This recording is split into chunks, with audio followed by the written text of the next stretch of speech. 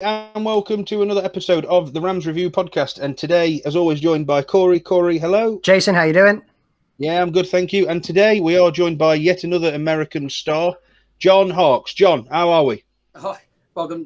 Great to be here, guys. Thanks so much for having me on. Appreciate it. Not a problem at all. So for you, obviously for the Derby fans out there, 93 to 95, John, I think it was. It was 1943. 1943 to 1945. It seems like that long ago. If I talk to Darren Wassel, he'll start winding me up and telling me how old I am. So, yeah, it was 93 to 95. Lionel Pickering, what was his name? Pickering was the owner at the time. Yeah, Lionel Pickering. Yeah. Yeah, and it was really a beginning stage of kind of almost restructuring Derby County. A lot of young faces coming in: Paul Kitson, Tommy Johnson, Gabbiadini, some of the younger guys coming in. And believe it or not, when I left Sheffield Wednesday to come to Derby, there was a great vision at the club that they wanted to get themselves back up. We got to the final, as you know, and I still have nightmares about the chance that I missed inside the 18, so don't bring that up. I'm getting a lot of help on that, mental therapy. But no, we did well. I was one of the older players at that time in the roster, which was strange for me. Very strange role indeed. After being one of the youngest lads at Wednesday, it was kind of thrown at you, with Gordy and a couple of the older lads to be leaders now. And it was a challenge for us, but it was a great time. I loved it there. So what were your memories, John, of obviously the baseball ground and just putting on that Rams shirt and everything? What's the one moment that stands out most? Yeah, I think it's a great point you bring up about the baseball ground. It's very unusual for an American to go and play in a baseball ground in football in the UK. But I thought the passion of the crowd was fantastic. There was a great connectivity there. I think we could have done a better job of getting out more in the community, from a club standpoint at that point. And because I think when the fan base gets to know you more, there's an attachment there, and they know how to drive you and support you during the bad times as well as the good. But I think it was just such a unique situation playing at that ground. And I still haven't had a chance to step in Pride Park at all. So that's been one of my wishes. Hopefully that can come true soon, and I can get over to Derby and go to a match there when things hopefully get back to the new normal, if they happen. But yeah, unique situation playing at the baseball ground. So, John, I want to talk a little bit about your career before Derby a little bit. You start, obviously, at UVA. My mom's a two-time UVA graduate, so wahoo wah, she told me to tell you that. You go to the Albany Capitals. And then how do you go from the Albany Capitals to Sheffield Wednesday in England? Yeah, that was we were at the time in such a beginning process of building up the U.S. men's national team. And at that point, they had many discussions. How are we going to qualify for the World Cup? And the last qualification was for the 1950 World Cup in terms of representing. And they wanted to get back there. So what they did was they tried to bring us out of university and make us full-time players by the federation, which was interesting. If you think about it, it actually, to have that conversation would be like in many countries around the world where the game has grown for over 150 years plus. Sometimes it's unheard of, but that's what we were doing. And in between the training camps, we needed football. We needed more training. The American Soccer League was existing at that time. It was really the USL, which I'm coaching in today. But it had gone back and forth in transformation of different names and different landscapes. But Albany Capitals was one of the teams that I can go and play for. I had some family up in Albany, New York. My cousin Erin was up there. It was a great singer, and she's an entertainer. And a couple of the boys, Tab Ramos and Tony Miola, wanted to play in Jersey.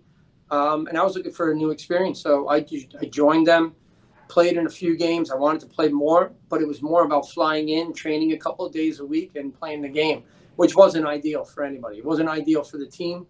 It wasn't fair to them. It wasn't fair, to me in terms of preparation either. But it was a great experience. And Jim and John Simpkins were actually owners of that team at the time. They had some connections in the UK.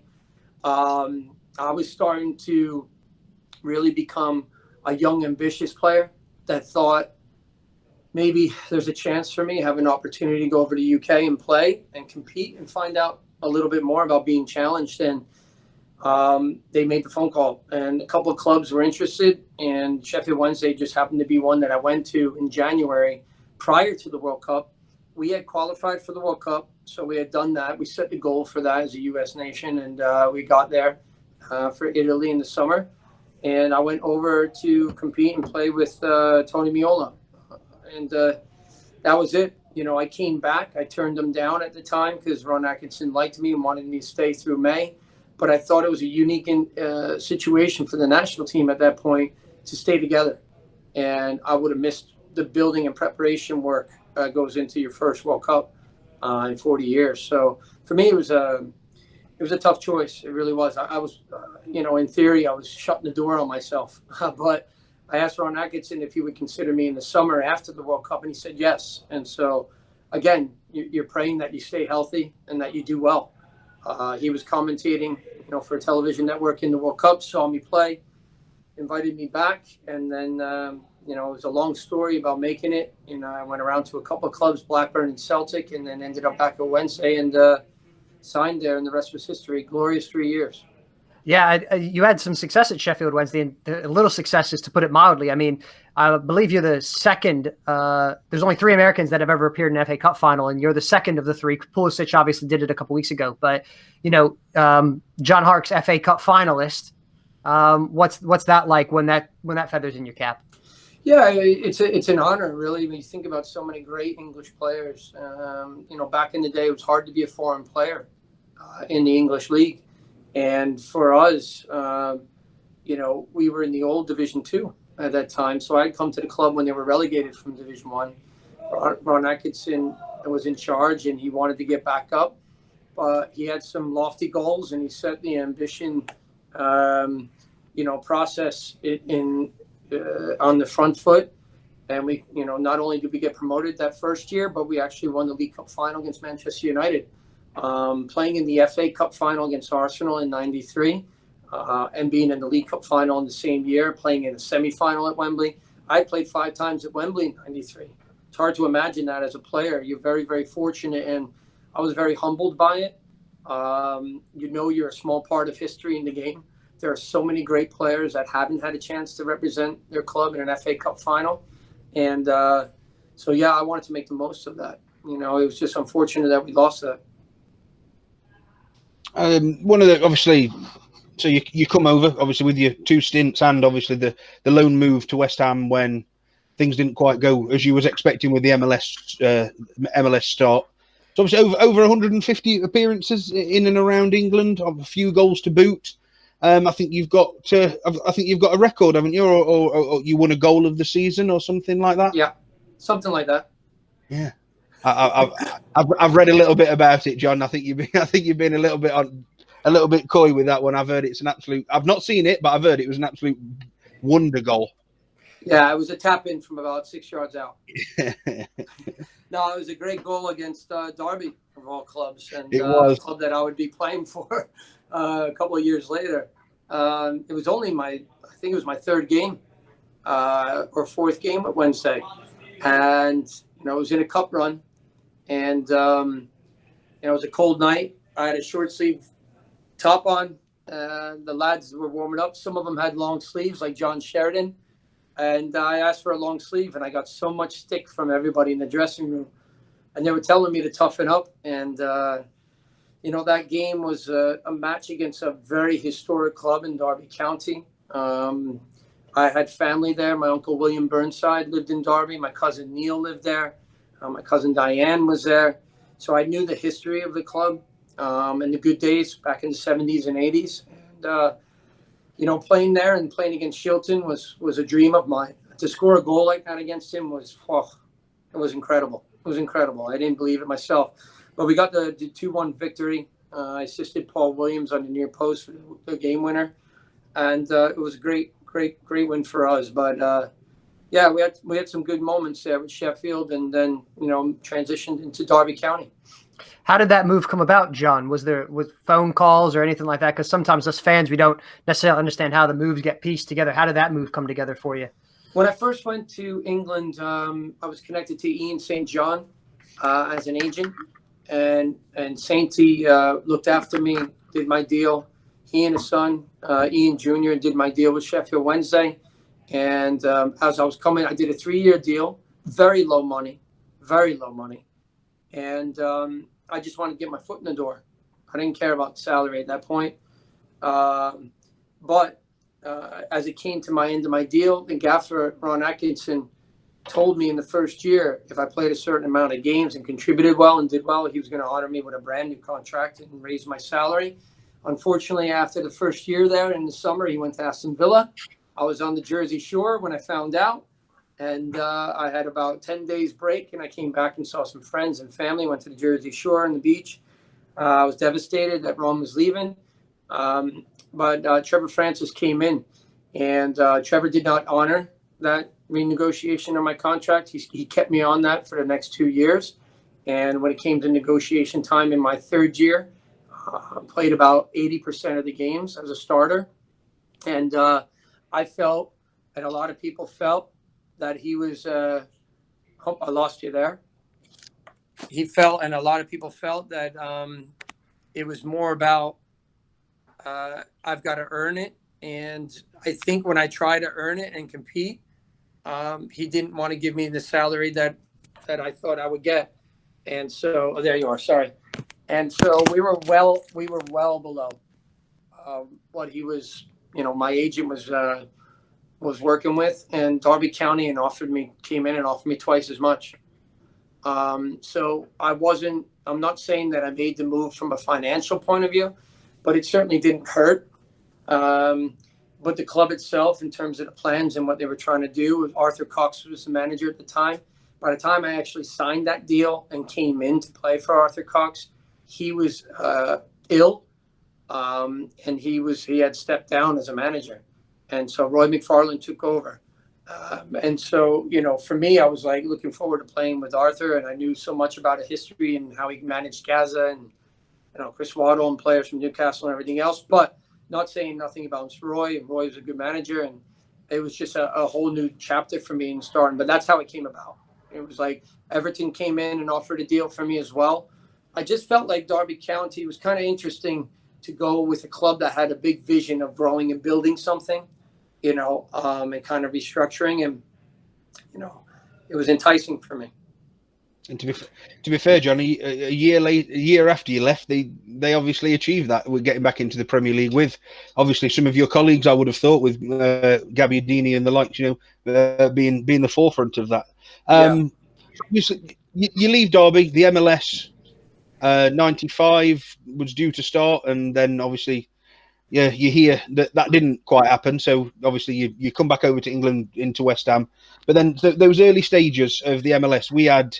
I'm sure you may well have heard the name Ian Foyer. We had him on the podcast a few weeks ago, and he was obviously he was in and around the USL at the beginning. Obviously, I'm sure the same as you were, and when he. Later on in his career, when he went back to the MLS, it was obviously completely different. How did you must have been there, obviously, the first year of the MLS. How was it for you, and in terms of what you obviously was used to with American soccer? Yeah, it's a great question. It was a little bit of a fearful time because you're going into the unknown. You're talking about a player like myself who had been the ball boy for the New York Cosmos in the old NESL days. So I was able to rub elbows as an 11, 12-year-old kid. With Pele and Beckenbauer and, the likes of Dennis Tuer and Stevie Hunt and all the Giorgio Canaglia and all these top players in the world. And that kind of pushed me on. And then when the NASL folded in '84, there was such a long absence of pro soccer at the highest level in our country. So when it was finally getting going in '96, I remember talking to Harry Redknapp about it. And he was like, Harkesy, I want you to stay at West Ham and we'll do the transfer. And I was like, well, I always kind of felt our generation of players that qualified for the '90 World Cup, we took on accountability of growing the game in our country. And so some people said, oh, you sacrificed for it. It wasn't really a sacrifice because you're doing it out of love. and you want to see the game grow, and you're really determined to do it. So coming back in '96, you're going into a dark unknown. You really don't know how the league's going to go. You want it to be competitive, but you know in the beginning stage it's not going to be. There's going to be a lot of clubs that are hit or miss. Some get it right, some don't get it right. And then there's, again, the ownership groups and the financials. When you talk about the operating costs, are some clubs going to survive after the first year? Or is it going to be football for a year or two and then it's going to fold? So it was a leap of faith, I would say. And thankfully, it worked out at DC United. Coming in, Bruce Arena was my manager at UVA, the University of Virginia, which I knew him very well. And it was his first pro coaching job that he was coming in. He asked me if I would come back and be the captain of the squad and help lead and grow something. And so I took that responsibility to my heart, and I did it. And so we won in the first 2 years. We went to 3 cup finals in the 3 years that I was there. We lost the third one, but we won the Open Cup. We won the Intercontinental Cup. We won the Champions Cup against the Mexican clubs. So we had a great deal of success, 5 trophies in 3 years. And so really successful club. And we kind of set the stall out, for the league. And then it just grew from there. So, yeah, it was a scary time, to be honest. But I'm glad it worked out.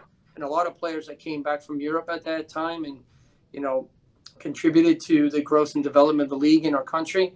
The founders of the game, we owe a lot to, for sure. John, I know Ian spoke of this a little bit, and you just touched on it slightly, and I want to talk a bit of a dual aspect here.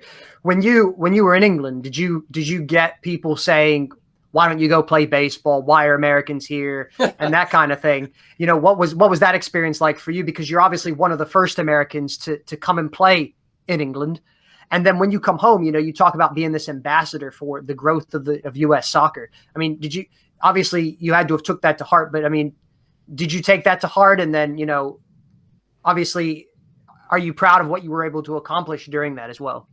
Yeah, I do take a lot of pride in the accomplishments, but also for being a younger player at the age of 28 and coming back to a country that, you really should stay overseas. And I was like, I went overseas at the age of 23. I played in the World Cup already. We were going to host the World Cup in '94. But for me, I was very determined young lad to be a professional player overseas and get that experience and really represent the U.S. Internationally as a footballer in a club environment. So I took that, with a lot of pride. And when I did come back here, growing the game here as an ambassador, you're not sure if it's going to work out or not. So it's a daunting kind of transition. But I do look back on my times in England and, playing 6 seasons, competing at a high level, being the first American in the Premier League. It's fun, but you're only a small part of growing the game. Everybody does their part, whether it's an American representing in Spain or it's in somebody in Germany or it's in Holland or wherever it may be. We're all trying to do our part and grow the game. So getting back to the States and seeing now, as you look back, and we just had our 25th year anniversary in Major League Soccer.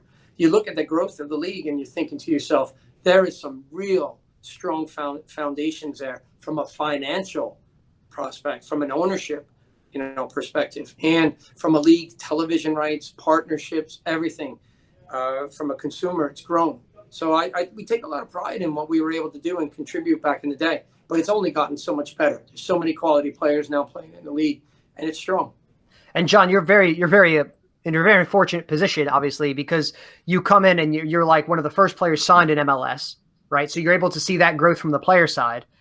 And so walk me through that aspect. And then obviously you become the head coach of the expansion FC Cincinnati in MLS. So you can see yet MLS take another step in its expansion from a slightly different role. So, and obviously now you're at Greenville, again, sporting director, head coach of this new USL team. So for you, when you look at the growth of American soccer, what sticks out most to you from the time you started and you're first in the door at DC United to now?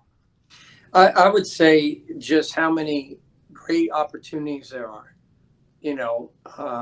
Not just being a player in the league, but being a coach, being an administrator, being sporting director, being whatever it may be. And taking the responsibility to continuously, and have that consistency of saying, I do want to be a builder. I want to grow the game. So taking on an FC Cincinnati, building it from scratch, putting a roster together, competing in the first year, getting into the playoffs, I think I was 16 wins, 6 losses, and 8 draws in the first season, and giving players an opportunity at a platform to compete and see them grow in the game and how much they believe in themselves. That is such a rewarding experience as a manager. And doing what I'm doing now, I can't do it without my coaching staff and with the ownership group down in Greenville, South Carolina. They've been great. They're like, we give you the keys. Tell us what we need to do. And so being able to think that through, it helps you grow because you challenge yourself to go out of the comfort zone. It's a lot of hard work. And you're always looking to improve every single day as a manager. And if you can learn from the mistakes you made as you are putting your imprint on a club, wow, that's the best thing in the world because you correct it right away and you move on and advance. So it's been fun. It's been rewarding. I still have a long way to go, but I'm enjoying the managing. We're competing again this year. We made it to the final in our first year of Greenville Triumph in the USL. And right now we're undefeated after 4, so it's early. But we only have 16 games in the season this year. So I keep telling the boys we're a quarter of the way through. We got a lot of work ahead of us still. So, John, you talked about it there. I mean, you're a player, and then you move into management. What do you wish? What could John Harkes today tell John Harkes from 1993 to 1998 in England or in the early days? What do you wish you could go back and tell yourself 10, 15, 20 years ago as a player? Slow down. Slow down, put more preparation in, think about the bigger picture more. Quite often as athletes, when we're younger, we think about ourselves. How am I going to perform? Is the gaffer giving me criticism today? What does the gaffer need from me tomorrow? How can I, in terms of a captain's role in the leadership, you start saying, how can I make the team better? And you start growing that way. Thinking about a management position, being an assistant coach, in the Youth World Cup back in 2004 in Holland, managing with the New York Red Bulls under Bruce Arena in 2007. You start to add to your resume what you're learning along the way. How would I do it as a manager? And so from that perspective, yeah, I've changed a great deal. What would I tell myself? A younger self, continue to stay humble.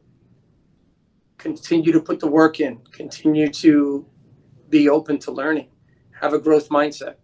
And so, it's always about thinking about the next day. How can I be better and always improving? Jason? Yeah, just pushing it onto the international career a little bit then, John. Obviously, you did represent the USA on a fair number of times, not short of 100 appearances. As you say, that first time in Italia 90 that you'd qualified, and then obviously 94 World Cup in the States when, as you say, you'd still actually not got a recognised national league. What was it like to be in and around the States at that time? When 94 was happening. It was beyond exciting because everything was happening, and it was a new world. It was a new world for a lot of fans, and we were going to have an influx of international fan bases coming over to our country. So there was also a lot of responsibility. Our governing body really took it to heart to make sure that we put on a great show, a great World Cup. And as people were buzzing. I mean, the support for us, but at the same time, we felt a little bit of that pressure because we had qualified for 90 and we were there. And I felt like we were there as people said we were there as tourists, but we weren't. We were consistently learning from our experience. And the way we played in the first game against Czechoslovakia, losing 5-1 in 90, to our second game against Italy, losing 1-0 in Olympic Stadium in front of 74,000 people, was a great learning experience for us. So that was a different platform. 94, wow, that was going to be the testing ground for us. How much have we learned? How much are we going to step up now and compete? And we were drawn into the stages of Switzerland the first game, Colombia in the second game, Romania in the third. All very respectful nations. So Colombia was picked as one of the favorites to win it. There was added pressure for sure. But in terms of the environment, in terms of our country, they embraced it. The fans came out. They supported us. It was exciting times. And it was a very important chapter in the history of the growth of our game. To compete in 90 and then to have another launching pad, a platform like that in 94 to prove who we were and to get out of our first round was so important. So when we did beat, we drew against Switzerland, beat Colombia. It was both good and bad against them because sadly we lost a player in the sport. You never want to hear that, that somebody through people who are reckless and overpassionate or angry and don't understand what competing is in sport, that you lose a player like Escobar. But Andreas was a quality person. He was a great character in the game and a great leader. And it was so sad, but winning that game was important for us as a club, as a nation, to move on and get out of the group, which we did, and played against July 4th. We played against Brazil. Independence Day in the country can't get any better than written that script, That was exciting. And unfortunately for me, I picked up a yellow card in the first game against Switzerland and a yellow card in the third game. And those carried over into the next round, which was really harsh. I picked it up standing in a wall where the referee, we didn't even encroach. It was just one of those things. He thought we had encroached, but we didn't. And we showed the video to them in the evidence. They couldn't, withdraw it. So I missed that game, but it was a proud day for our nation, for our country to do well. We lost 1-0 in Brazil, but we proved ourselves. And the game grew from there, and that was the next stepping stone to set it up commercially for 96 for the MLS. So, John, you've just talked about you're this ambassador for American soccer. You've took this kind of mantle on to kind of grow the game. And I know you were involved in the U.S. team setup for a long time, but when you're able to sit in that locker room, in that dressing room, and you're able to put the stars and stripes over your heart and that U.S. soccer badge, what's that feeling like for you? And then on top of that, what's it like to pull that shirt on and then pull on that captain's armband and captain your country? Yeah, pulling the jersey on the first time you get capped is probably the most thrilling experience, because there are so many other good quality players that want to put that jersey on. So you have an understanding of how much you truly value that. And you consider yourself fortunate. And but every time you wear it, it's brilliant. When you wear it representing your country, like I did in the Olympics of '88, when you get to do it in '90 and '94 in World Cups, it's something that takes you over the top. It's hard to explain. The adrenaline level that you have, you feel like you're floating on cloud nine, and being able to compete with that energy level is fantastic. So you're representing not just the fans, but other players that want to be in your spot. So that, you've got to work hard. So it's a great feeling. Having the accountability as a captain and a leader means that you're always got to be on your guard. You can't let it slip. You got to be there for other people. You got to be a servant leader. And so that's another thing that you add to your characteristic qualities as you grow in life and become a better person. So that was a great learning curve for me, even as a captain. So it was a tremendous honor. Jason? Yeah, I think so. Looking at obviously the MLS, and obviously you're dealing with the USL as a whole, John. As you said there, from probably the mid '90s to when you obviously finished hanging up your boots and started management, that was another step up and things like that. Where the MLS is today, and I've been fortunate enough to come over and see a couple of games when I've been over there. What do you think the next step is for the MLS? Would it be to try and get some of these USL teams? As I appreciate it's not quite a promotion relegation thing, as obviously you get over in this country, but is it about getting that next league below the MLS recognized a little bit more? Because obviously you're working in and around it. There's got to be talent. There's going to be talent. Certainly, guys coming out of with scholarships and things like that. There's going to be talent available. Is it about getting that a bit broader? Yeah, I think you want to see the growth in the league. You want to see the exposure in the league, the USL Championship. That's just below Major League Soccer, and you're starting to see players now make that jump to the next level. Just like you're seeing players at the USL League One level. We were a brand new club in a brand new league last year. Think about that. First year last year to be a Division III status in this country. So you're looking at a foundation and you're building that pyramid structure so that we can be better.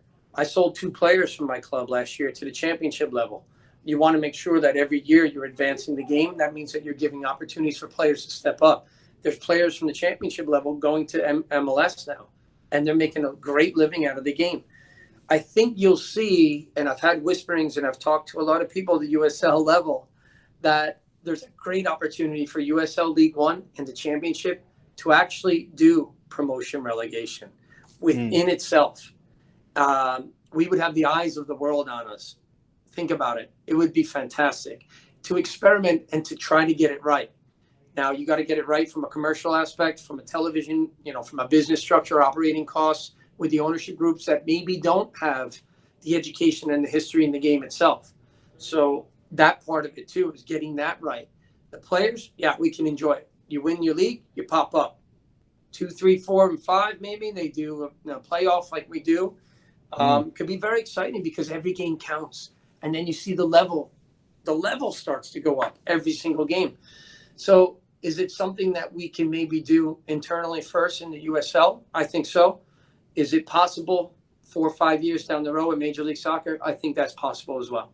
I think it would make it really exciting in this country, and it would raise it to the next level for sure. Yeah. So, John, talk us a little bit about your about the Greenville Triumph. Obviously, the manager, the sporting director, your current role, USL. So, tell us a little about the Greenville Triumph, and hopefully we can get a few more Derby fans watching Greenville and what they're all about. So, just tell us your role and what the whole club encompasses and the ambition. Yeah, my role as a sporting director, a lot of people ask me, what does that mean? Well, it's to try to plan ahead.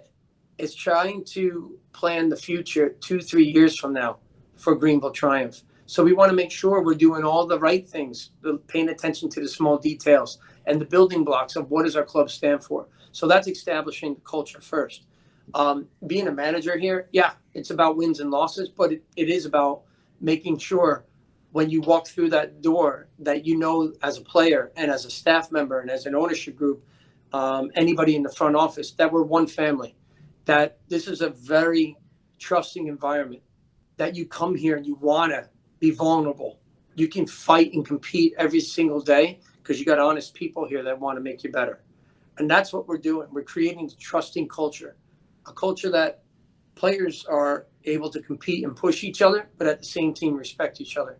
Same with the staff. And so we've done very well to build that up. The expectations, yeah, they're a little bit high in the first year.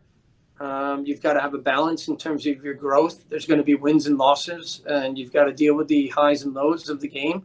And my job as a coach, as a pro coach, is to make players better, is to make them love the game, to make them, want to improve, want to step up. And so we've done that at Greenville. We've done a good job. And getting to the championship in the first year was great. We wanted to win it for sure, without a doubt. We always want to compete. I'm a competitive person. I love to win. And but you also know that that's setting up the club for good growth. Not just a foundation for year 1, but for year 2, 3, and 4, and 5. You don't want to see a club fail. You want to make sure the operating costs are right. So I have a say in a lot of things. And Joe Irwin's the owner and chairman of our club. Terrific guy, open-hearted, learning the game every time he steps into our environment here in the offices and on the field. And it's been great. I'm enjoying it. So, John, I know, obviously, I think your next home game is the first time that you're going to allow fans back in your stadium since the outbreak of the virus. As you talk about fans, I just want to make sure I'm prepared. See, there you go. All right. So, how is your role as a coach and as training these young lads in this team? How has it changed? How has COVID affected your interactions with the lads and what you're able to do on a training field with them? Yeah, I mean, it's you got a lot of restrictions, and a lot of managers. I was talking to coaches and initially, I think you could think it's a negative situation that you're training in groups of 2s and 3s, and where roommates or housemates are together, so you're allowed to train with them. In Major League Soccer, was training by one player sometimes because they're in with their families and they're learning every day. How do we do that? How does that make sense? The restrictions and protocols, both by the league, by the infectious disease specialists, and also by local and state guidelines, We're very disciplined here as a club. But I really took advantage of the small isolated training sessions because I think positionally you can be clear with the player exactly what is asking of them and what's demanding of them for that position. So from that perspective, we made the most of it as a coaching staff. And I think we benefited from it. And it's just the patience, the diligence to have that. You got to stay optimistic, and I'm an optimistic guy. I always think positive first. And even during, cases of COVID, family members, you got to be there mentally for the players. The mental aspect is huge. How do you get through that every day? You have to have open lines of communication. And that means not a text. It means FaceTime. If I can't see my player at night, I can't go visit them, and I can only see them distance-wise with a mask on, and you got to be on FaceTime. You got to be doing the Zoom calls. You got to do everything. And so we spent a lot of time doing that, making sure that from a mental aspect, our players felt safe, that we can help them advance forward and stay positive through all that adversity that they went through. Jason? Yeah, I've got a couple more final questions for you, John. Obviously, we don't want to. It's like 7 hours here, Jason. What are you doing? Yeah, I know. We're going on. We're on and talking on and on, aren't we? But yeah, a couple more questions. I just want to pop it back over to obviously Derby for a second. Yeah. What's your favourite memory of being with the Rams?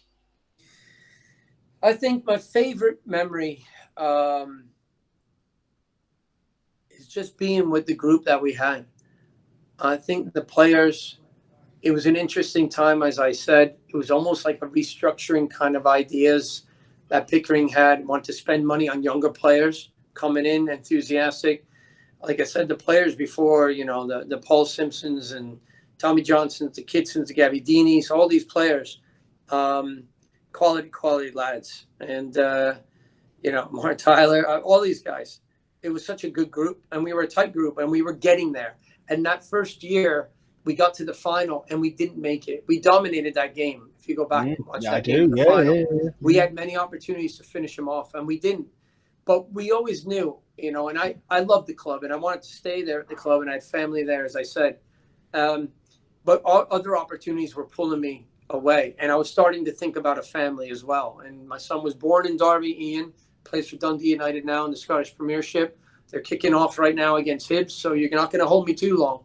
I'm not going to babble too long. I've got to watch that game. But there was a growth of that club. There was an honesty about trying to give the fans what they wanted.